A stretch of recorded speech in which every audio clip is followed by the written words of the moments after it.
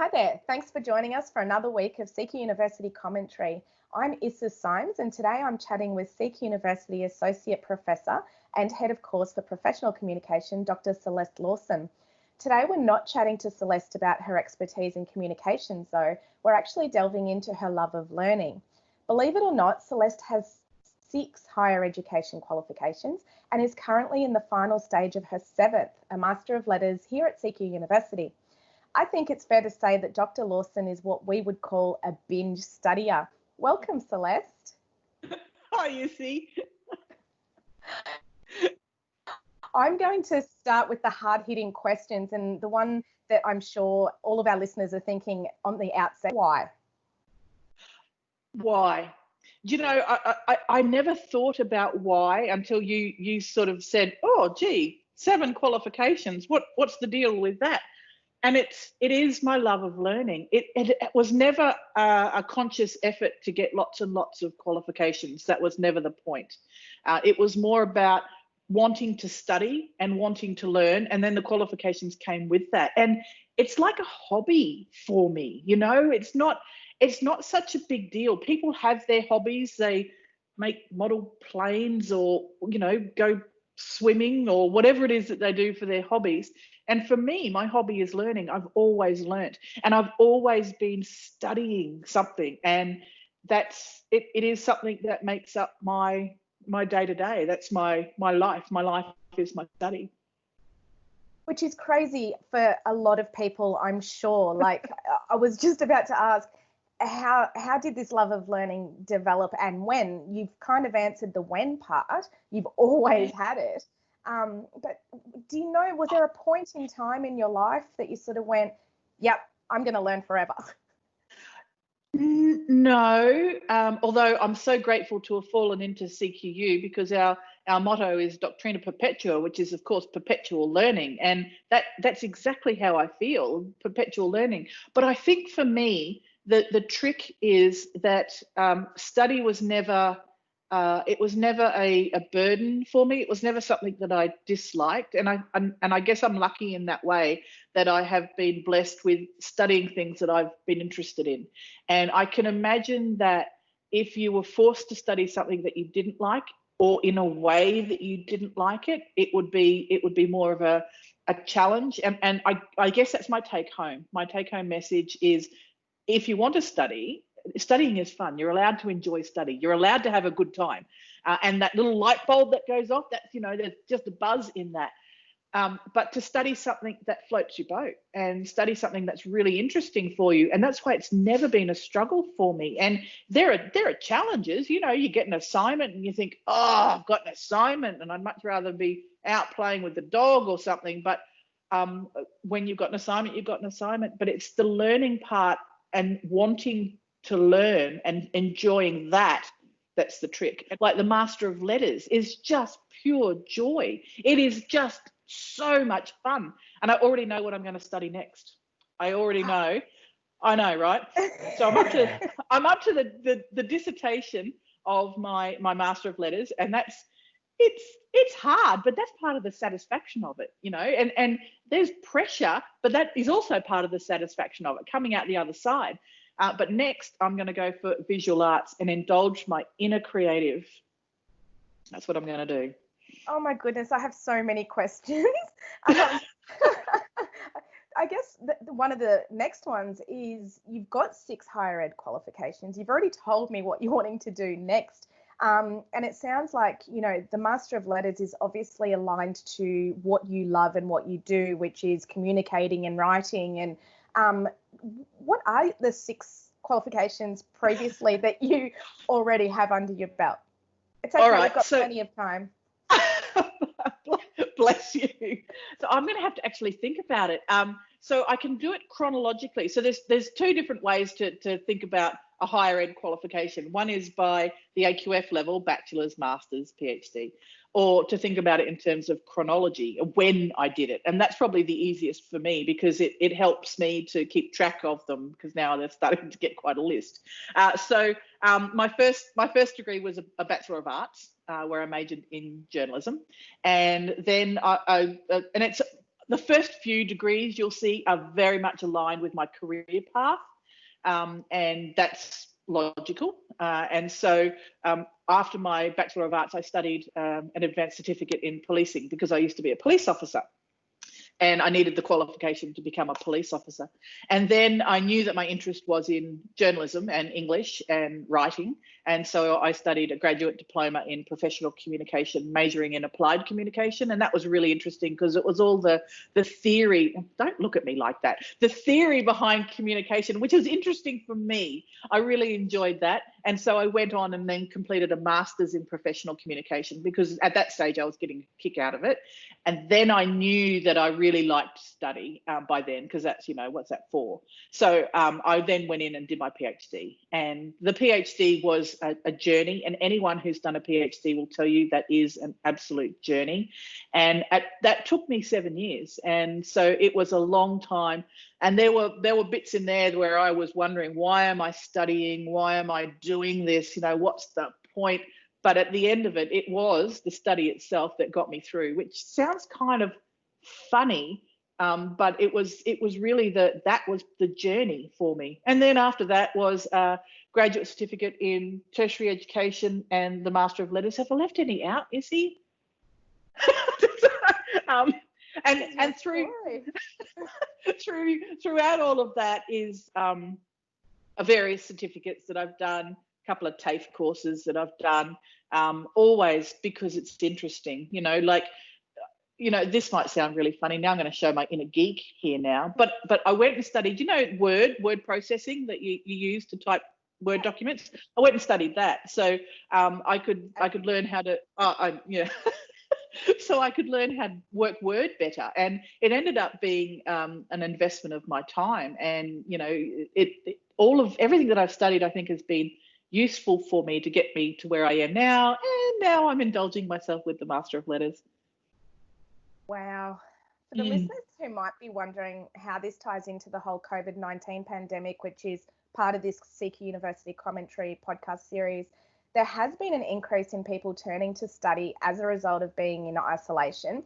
So for those people, perhaps, I guess, thinking about the option of study, I think I'm talking to the perfect person to spruik about it. Celeste, do you have any pointers for whether they should just go for it? I am so excited about the future of higher education once we get through this pandemic, because what it's done is it's forced the entire sector, to think about how we present study. And we've always been an online study, and I've always been distance. So I've always studied via distance. That's been my thing. So because it's a hobby, it was never a big deal for me to go to classes. That just wasn't my thing. So I like sitting with a book, and I like doing that's how I learn. So for me, distance education has never been an issue. And to see now this move to online learning is so very exciting for me, because what it means is that we can do these bite-sized qualifications when we want. We don't have to wait for the start of term. That was always my biggest issue, was, I have to wait until the start of term before I can start studying again. And that was when I'd go off and do my certificates or whatever. But now it's so exciting when we head into hyper flexible learning, which is start anytime, submit your assignments anytime, finish anytime. There's nothing better for a person who loves study than being able to do it whenever you want. And I'm so very, very excited about that. And plus, we're now looking at a lot more short courses that people can jump online, do it when it suits them, finish when it suits them, and get the qualification. So for me, this is the silver lining in this whole awful pandemic that we've been in. This is the silver lining, that we are rethinking the way that we present higher education. And so it is so much more accessible than it ever has been. And that's only a good thing. It's a good thing for places like CQU, where we do distance education really, really well. And had we not done distance education quite as well as we do, I probably wouldn't have ended up with the qualifications that I've got. So that for me is the very, very exciting part. And we call it binge study, okay, whatever, buzzword, whatever. But if that makes people study and they see something that they can just get interested in to start with and see the end already, because I understand a long term is challenging for some people, then this is a good outcome, I think. You also, you speak of distance, so fondly. You also, on the other foot, teach it via distance. Do you think that this whole pandemic and the recovery post COVID will completely change the style of teaching and learning? And do you think that there's a sadness to potentially a loss of face-to-face learning? I don't think we will ever lose face-to-face. I think that there will always be a need, and some qualifications will always be necessarily face-to-face. So there will be always that. However, I think what we'll see is that people will think, academics, people who are developing the qualifications, will think differently about what they can present online. And we will start to challenge ourselves in the way that we present and the way that we teach, and not be stuck in thinking that we have to teach face-to-face because that's the way it's always been done. But of course, there will always be a need for face-to-face. Of course there will. And for some people, that is how they learn. That's how they prefer to learn. I understand that is a genuine way of learning. And so there will always be that. But now the academics themselves, we can start thinking about how we present our qualifications. And part of me is like, because I do teach, and I teach into communication, it has always been something that I've really, really enjoyed. And I pride myself on working for a fantastic university, and a university that really embraces distance education, and that's one of our strengths. And for that reason, we have got some really, really quality teachers and academics who can engage students in an online environment. So my particular challenge that I like as a teacher is the first year students, and the students who come on and they may have been at school, or that this may be the first time they've ever studied, and all of a sudden they're told you have to study online, and the first reaction for them is, oh my God, oh, panic. And that's from that stage to then converting them and helping them learn how to study online. That's where I get my biggest kicks, because it's hard for some people. Some people, like me, they love it. They don't need that much help. But for others, it's really eye-opening for them to see that you can learn, you can study online with as much effectiveness, if not more, than face-to-face, Interestingly, this pandemic might change that for you moving forward, because a lot of these students coming through first years will now have tasted that online learning experience that they're now having to do as part of being at home. Exactly right. And it's also, I think, helping to educate the academics themselves, and the academics who may not have taught in an online environment, or maybe have not thought about how they teach in an online environment, because all of our courses are offered online anyway. So there's elements of all of them, and so the academics we've all been teaching in this way. But I think it's confronting us to think about how we're teaching, how we're engaging the students, and what the way in which we are doing that. And that's got to be a good thing. It's got to be a good thing for the qualifications that we've got, for the engagement of the students, for the outcomes of the students. All of those things, as awful as the process is to go through, at the end of it, it's got to be a good thing, because there's some really positive outcomes coming from it. So let's back to you. In terms of, the number of degrees that you have and all those sorts of things. I guess there's a couple of questions there that I'm sure listeners perhaps are also thinking, you must be pretty smart to have so many degrees under your belt. Yes, it's funny, isn't it? So no, I'm not. So have I ever graduated with distinction? No, Issy, no, I haven't. So it's more about, right? It's more about the joy of learning, and I think that perhaps if I was smart, perhaps I wouldn't get as much satisfaction out of it, because it's the satisfaction of learning something that I don't know that is really that's satisfying. And no, I'm not smart, and I have never been smart. And I work hard. I study, and I have to actually dedicate myself to the study. And if I get anything higher than a credit, I am like celebrating, baby. I have this vision in my head, Celeste, that, people like yourselves, you've got this love of learning that's perhaps hereditary. I have in my head your parents as those uni students that were lifelong uni students, and perhaps you're following in their footsteps. Is this something that has come from a family background? You've got scholars all around you? Yeah, actually, no. So I'm first in family. So I'm first in family. I was the first person in my family to even finish grade 12. So it was something that was encouraged when I was a kid, to say you can study, you are able to study, even though my parents, neither of them had the opportunity.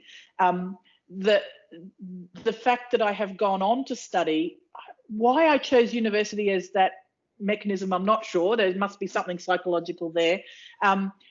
But yeah, I'm first in family, and very proud of that, actually, because I can show what you can do. This is not about, it's not about intelligence, it's about opportunity. And it's one of the reasons why I love CQU so much, because our values are about giving people that opportunity where they wouldn't ordinarily have had the opportunity, and knowing that it's not about intelligence. But having been given the opportunity, I was willing to grab the opportunity and run with it. Absolutely. And that's what I think we do really well at CQU. We give the opportunity to first in family, to low SES, to regional people who, and online, who wouldn't ordinarily have had that opportunity. I'm living proof that you can do something with that. And that's why I think I believe in what I do so strongly, because I've lived it, and I love it.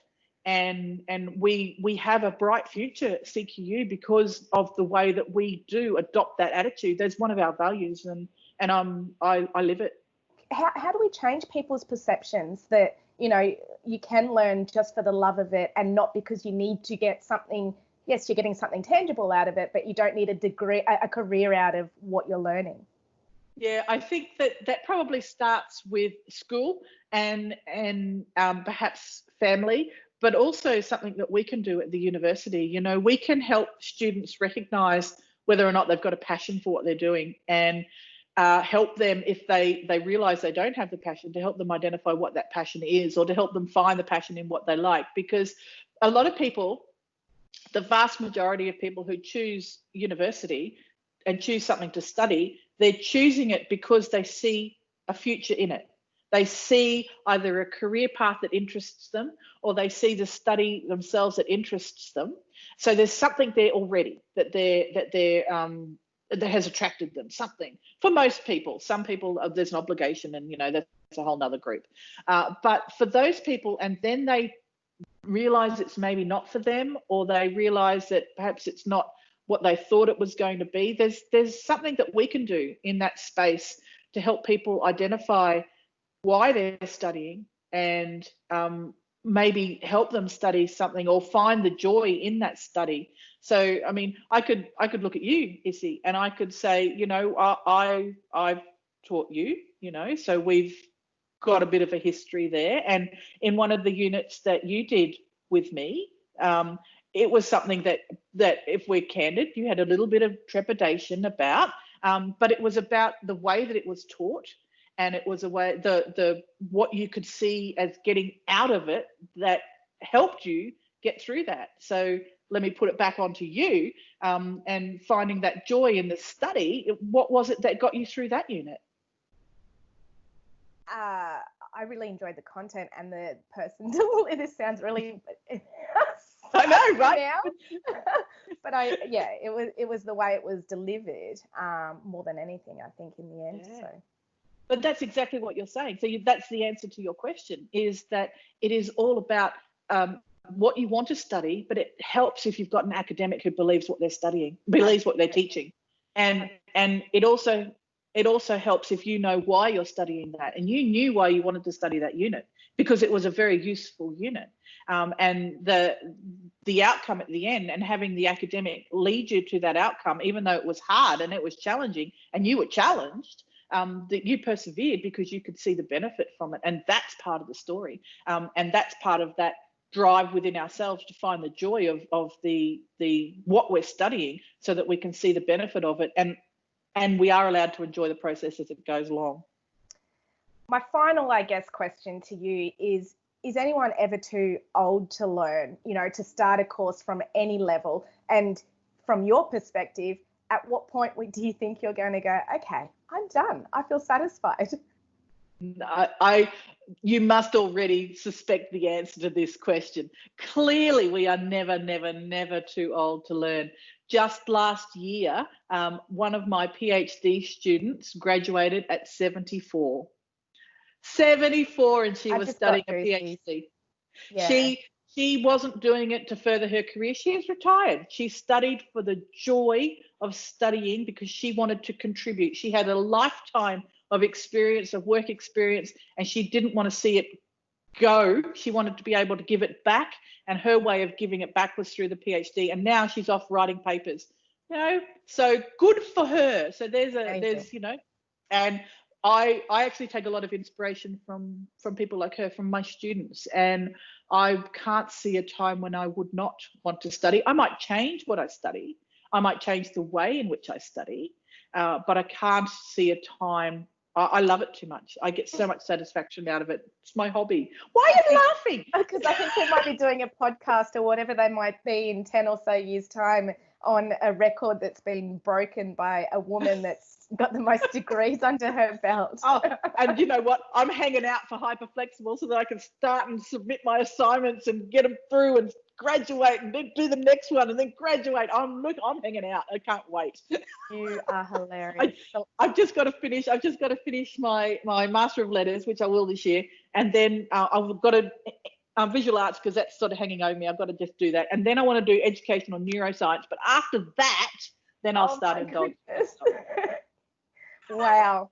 On that note, thank you so much for your time. I've had a brilliant time having a chat to you, and I think that perhaps you've even inspired me to consider what I might do next in terms of studies. Find something that you love, Issy, and enjoy the process. And I think that that's a beautiful end statement for anyone listening to this podcast, that, if there's something out there that you love and that you're thinking about perhaps going for it, just do it. Exactly.